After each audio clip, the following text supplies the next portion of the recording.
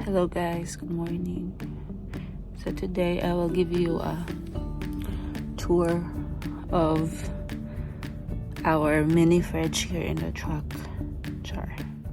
So tara, so this is our mini fridge.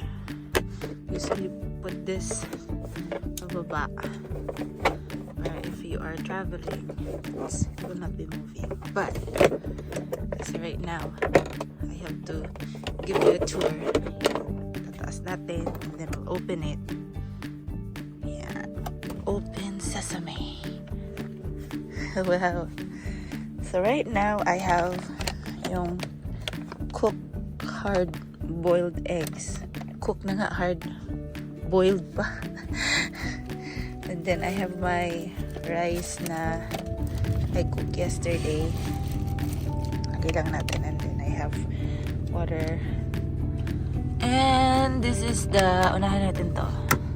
May something dyan, beef pot pie. Kailangan mo lang siyang initin using the microwave. Charot. Iyan. And then, bread. Sobrang bread kapon. And then I have butter here. Ham. Kailangan na nga pala natin ilabas to kasi we're going to cook today. Ham. Cube na. Parang diced ham. Then butter. Then cheese for the burger. Pero hindi tayo magluluto ng burger today.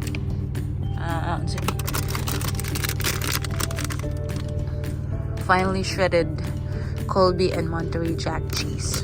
Ang toppings natin. Toppings sa sa omelette. Then beef patty. Yan. Ang palit kagahapon. Naging adlaw. Beef patty. Right now. Nahog.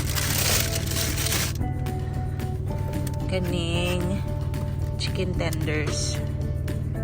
Yan, healthiest part ng manok. And then palit ko aning beef sirloin steak kay magbuhat ta og bistek Tagalog. Hopefully magbuhat yun na to siya. Try to do that today. And then I also bought eggs, milk po to, and romaine salad. And then sa ganun ni siya basta muna ni siya white turkey lean smoke ang buto basta muna na siya pang pil na siya sa sandwich. Mo lang na guys, mo lang nasulat sa ako ang fridge. Ayan, amiga target pa niya among gamay na lutuan ng duriya sa truck. Ayan, mo lang na ang grocery na ako, mo lang po na akong isulod. Basta next time I can think of more recipes to come. Bye!